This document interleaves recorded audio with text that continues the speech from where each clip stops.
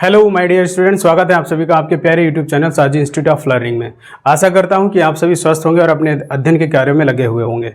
जैसा कि हमने पिछली वीडियोस में समांतर श्रेणी से संबंधित कुछ प्रश्नों को समझा था और समांतर श्रेणी में आने वाले कुछ जो बेसिक पॉइंट्स होते हैं, महत्वपूर्ण बिंदु होते हैं, जिनकी सहायता से हम प्रश्नों को हल करते हैं, उनको मैंने आपको सुंदर तरीके से समझाया है। आई होप आपको वो पॉइंट समझ में आ गए। पॉइंट्स की सहायता से अब आपके सामने इसी एक्सरसाइज का एक नया प्रश्न सामने है और इसमें दिए गए प्रश्नों को हल करते हैं। जैसे कि इसमें प्रश्न में लिखा है कि निम्नलिखित में से प्रत्येक एपी के लिए प्रथम पद क्या ज्ञात करना है? प्रथम पद, जिसे हमने आपको बताया था ए से व्यक्त करते हैं, तथा सार्वांतर लिखना है। सार्वांतर यानी कि डी हमें ज्ञात करना है। तो एपी, जैसा कि मैंने आपको बताया था कि एपी का मतलब होता है अर्थमेटिक प्रोग्रेशन यानी कि समांतर श्रेणी। अब इस प्रश्न में फिर से पुनः 4 प्रश्न दिए गए हैं।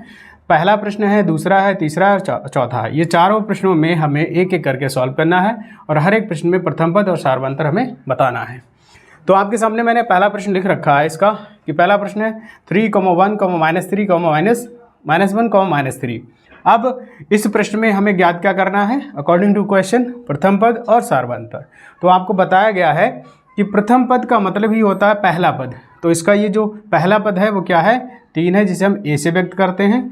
उसके बाद सार्वंतर, मैंने आपको कल के प्रश्नों में बताया था सॉल्व करते समय कि सार्वंतर को हम कैसे निकालते हैं। आपको बताया गया था कि ये पद जो होते हैं इनको A1, A2, A3 और A4 लिख सकते हैं।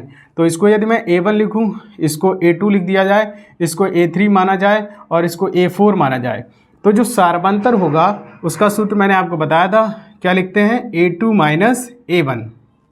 आप किन्हीं भी 2 पदों का अंतर ही सार्वंतर निकाल कर दिखा सकते हैं, आपको बताया गया था। तो यहाँ पर A2 कितना है आप देख सकते हैं, 1 है तो 1 लिखेंगे। फिर माइनस A1 कितना है? तो A1 आपका हो गया 3। अब आपको क्या करना है? कल की तरह 3 आपका डिजिट बड़ा है जो कि निगेटिव है और 1 आपका पॉजिटिव जो कि छोटा है। तो 3 से हमें 1 घटाना है। आंसर आप माइनस में लिखेंगे। तो 3 से गया माइनस का 2। तो इस प्रकार से हमने इस प्रश्न में सार्वंतर और प्रथम पद ज्ञात कर लिया। ये हमारा सोल्यूशन कंप्लीटली हो गया। इस तरीके से आप ऐसे प्रश्नों को सॉल्व करेंगे। अब हम लोग दूसरा क्वेश्चन सॉल्व करने जा रहे हैं जो कि आपके सामने लिख रखा है। दूसरा प्रश्न है -5, -1, 3, 7। अब इस प्रश्न में भी हमें प्रथम पद और सार्वंतर ज्ञात करना है। तो जैसा कि आपको मैंने बताया है कि प्रथम पद को चाहे आप A1 कह दें या A लिख दें, इससे कोई फर्क नहीं पड़ेगा। तो प्रथम पद जो हो गया वो माइनस का आपका 5 हो गया। उसके बाद सार्वंतर निकालना है। तो जैसा कि अभी मैंने आपको बताया था कि सार्वंतर D के लिए निकालने के लिए हम क्या करते हैं? A2 माइनस A1 को लिखेंगे। अब A2 की वैल्यू आप देख सकते हैं यहाँ पर कितनी है? -1। तो -1 लिखा, फिर यहाँ पर सूत्र का माइनस। अब हमें ध्यान देना है कि A1 की वैल्यू क्या है। तो A1 की जो वैल्यू है वो -5 है। सूत्र में माइनस, कल की तरह सूत्र में माइनस और यहाँ भी माइनस। तो ये माइनस और ये माइनस हो जाएगा आपका प्लस। तो यहाँ आप लिखेंगे प्लस। तो अब आप देख सकते हैं यहाँ पर सिचुएशन ये है कि 5 जो है प्लस का है और 1 आपका माइनस। तो आप क्या करते हैं, अब कि 1 को 5 से लेस करना है। तो 5 से जब 1 लेस होगा तो बचेगा प्लस का 4। अब आप चाहे प्लस लिखें या ना लिखें, आंसर आपका सही माना जाएगा। तो इस तरीके से हमने इस प्रश्न का भी प्रथम पद और सार्वंतर ज्ञात कर लिया। आई होप आपको ये समझ में आया होगा। अब इसी प्रकार हम तीसरे प्रश्न को और चौथे प्रश्न को सॉल्व करते हैं। तीसरा प्रश्न है 1/3, 5/3, 9/3, 13/3 एंड अदर्स। यानी अब हमें इस प्रश्न में भी पिछले प्रश्नों की तरह प्रथम पद और सार्वंतर ज्ञात करना है। तो अब आपको मालूम चल गया होगा कि प्रथम पद कितना है। बताएं आप कितना है प्रथम पद? हाँ, 1/3। तो यहाँ पर हम लिख देंगे 1/3। उसके बाद अब हमें सार्वंतर लिखना है। तो मैंने ये A1, A2, A3, A4 लिख रखा है, आपको मालूम होगा। तो सार्वंतर पुनः पिछले प्रश्न की तरह यहाँ सूत्र लगाएंगे A2 माइनस A1। अब यहाँ पर आप देख सकते हैं कि A2 की वैल्यू क्या है? 5/3 यानी 5/3। तो यहाँ लिखेंगे आप 5/3। फिर माइनस A1 की वैल्यू आप देखेंगे तो 1/3। तो यहाँ लिखेंगे आप 1/3। अब आप देख सकते हैं कि ये प्रश्न जो है वो आपका फ्रैक्शनल हो गया है। इसमें फ्रैक्शंस दे रखी हैं। तो इसको हम कैसे सॉल्व करते हैं फ्रैक्शन को? ध्यान दीजिए, जब हर बराबर होता है तो उसको एक बार लिख लिया जाता है।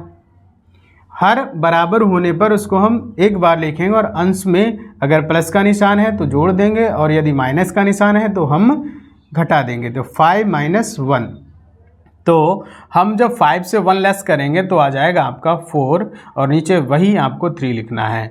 यानी कि आप 3 से 3 घटा मत देना, 3 को हर को आपको एक बार लिखना ही होता है। तो इस तरीके से हमें सार्वधातुक मिल गया है 4/3 और प्रथम पद मिल गया है 1/3।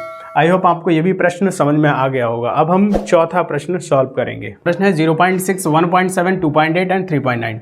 आई होप आप अभी ये क्वेश्चन कर सकते हैं, लेकिन फिर भी मैं इसको करवा देता हूँ क्योंकि आपका ये डेसिमल में दिया गया है। तो प्रथम पद क्या है? ये पहला ही प्रथम पद होता है 0.6, इसको आपने लिख दिया। अब आप सार्वधातुक कैसे निकालेंगे? सूत्र आपको याद हो चुका होगा, a2 माइनस a1। यहाँ पर आप वैल्यू रखेंगे। a2 की वैल्यू आपकी कितनी है? 1.7 और a1 की वैल्यू कितनी है? 0.6। तो यहाँ पर लिखेंगे 1.7 माइनस 0.6।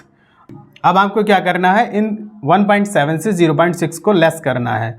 तो आप चाहे डायरेक्टली लेस कर लें या आप कहीं पर अलग लिख सकते हैं। तो देखिए 7 से 6 गया आपका 1 और पॉइंट लगाया, 1 से 0 गया तो यहाँ पर 1 बचेगा। अगर आपको लेस करना नहीं आता तो ऊपर नीचे लिख लीजिए। जैसे 1.7 लिखा, उसके बाद यहाँ पर 6.0 लिखा आपने। अब लेस करिए, 7 से 6 गया 1 और पॉइंट 1 से 0 गया 1। आप देख सकते हैं कि 1.7 प्लस का जो कि बड़ा है 0.6 जो कि छोटा है, इसीलिए आंसर आप प्लस में आएगा। प्लस लिखा नहीं जाता है, इसलिए हमें सार्वधातुक भी मिल गया। तो हमने इस प्रकार इस प्रश्न के चारों प्रश्नों को आसानी से सॉल्व कर लिया। आई होप अब आपका जो है प्रथम पद और सार्वधातुक ज्ञात करने का जो कॉन्सेप्ट है उस पर अच्छा सा कमांड हो गया होगा। तो अब आपका कार्य ये है कि मैंने जब आपको इन प्रश्नों को समझा दिया है, आपको कॉन्सेप्ट समझ में आ गया होगा, तो मैंने आपके लिए कुल 3 प्रश्न, बहुत ही आसान से 3 प्रश्न दिए हैं।